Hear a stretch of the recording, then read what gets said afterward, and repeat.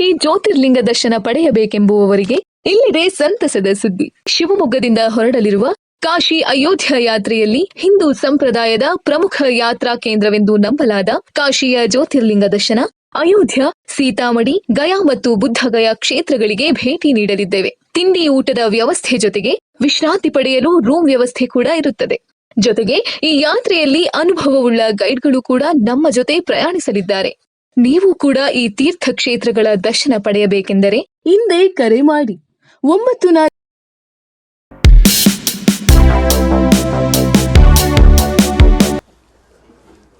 ಹಿಂದುತ್ವ ಯಶಸ್ವಿ ಆದರೆ ಕುರುಬನೂ ಯಶಸ್ವಿ ಆಗ್ತಾನೆ, ಬ್ರಾಹ್ಮಣನೂ ಯಶಸ್ವಿ ಆಗ್ತಾನೆ, ದಲಿತನೂ ಯಶಸ್ವಿ ಆಗ್ತಾನೆ, ಒಕ್ಕಲಿಗರು ಯಶಸ್ವಿ ಆಗಿ, ಹಿಂದೂ ಸಮಾಜದ ಎಲ್ಲ ಜಾತಿಯರು ಯಶಸ್ವಿ ಆಗುತ್ತೆ.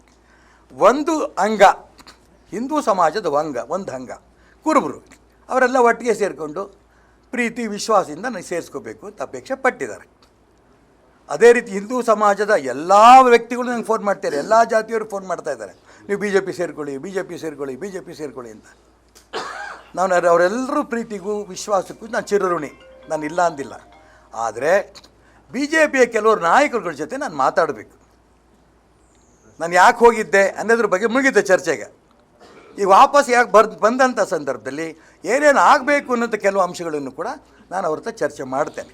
ಆಮೇಲೆ ಬಿ ಜೆ ಪಿ ಹೋಗೋದು ಬಿಡೋದು ಹೇಳಿ ಕಳಿಸ್ತಾ ಇದ್ದಾರೆ. ಆಹ್ವಾನ ಅಂತಂದರೆ ಅಧಿಕೃತ ಪತ್ರ ಈ ಥರದ್ದೇನಿಲ್ಲ, ಬಂದಿಲ್ಲ. ವಿಶ್ವಾಸದಲ್ಲಿ ಅನೇಕರು ಮಾತಾಡ್ತಾರೆ, ಬರಬೇಕು, ನಿಮ್ಮ ಹತ್ರ ಮಾತಾಡಬೇಕು, ಅದು ಇದು ಅಂತ ಹೇಳ್ತಿದ್ದಾರೆ. ನಾನು ಅದಕ್ಕೋಸ್ಕರ ಹಿರಿಯರ ಹತ್ರ ನಾನು ಮಾತಾಡಿ ಯಾವ ವಿಚಾರಗಳ ಬಗ್ಗೆ ಭಾರತೀಯ ಜನತಾ ಪಾರ್ಟಿನಲ್ಲಿ ಚರ್ಚೆಗಳಾಗಬೇಕು, ಸರಿ ಹೋಗಬೇಕು ಅನ್ನೋದು ಚರ್ಚೆ ಮಾಡಿ ಅಂತಿಮ ತೀರ್ಮಾನ. ನಾನು ಅನೇಕ ಪ್ರಮುಖರ ಜೊತೆ ಚರ್ಚೆ ಮಾಡಿ ಅಂತಿಮ ತೀರ್ಮಾನ. ಬಿ ಜೆ ಪಿಗೆ ಹೋಗದೆ ಯಾವ ಕಾರಣಕ್ಕೂ ಕಾಂಗ್ರೆಸ್ಗೆ ಹೋಗಲ್ಲ, ಇನ್ಯಾವ ಪಾರ್ಟಿಗೆ ಹೋಗಲ್ಲ. ನನ್ನ ರಾಜಕಾರಣ ಶುರುವಾಗಿದ್ದೆ ಬಿ ಜೆ ಪಿಯಿಂದ.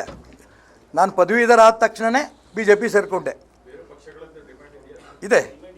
ಇದೆ ನೀವು ಬಂದುಬಿಡಿ, ನಿಮ್ಮ ಮಗನ ಕರ್ಕೊಂಡ್ಬಂದುಬಿಡಿ, ನಿಮ್ಮ ಮಗನಿಗೆ ಏನು ಬೇಕು, ನಿಮಗೇನು ಬೇಕು ಖಂಡಿತ ಕೊಡ್ತೇವೆ. ನಾನು ಅವ್ರು ವಾಪಸ್ ಇಟ್ಟೀನಿ. ಹಿಂದುತ್ವ ಒಪ್ಕೋತೀರಾ, ಆ ಪಕ್ಷಕ್ಕೆ ಬೇಕಾದ್ರೆ ಬರ್ತೀನಿ ಅಂತ. ಆಗಲ್ಲ ಅಂತಾರೆ. ಇರಲಿ, ನಾನು ಅದ್ರ ಬಗ್ಗೆ ಮಾತಾಡಲ್ಲ.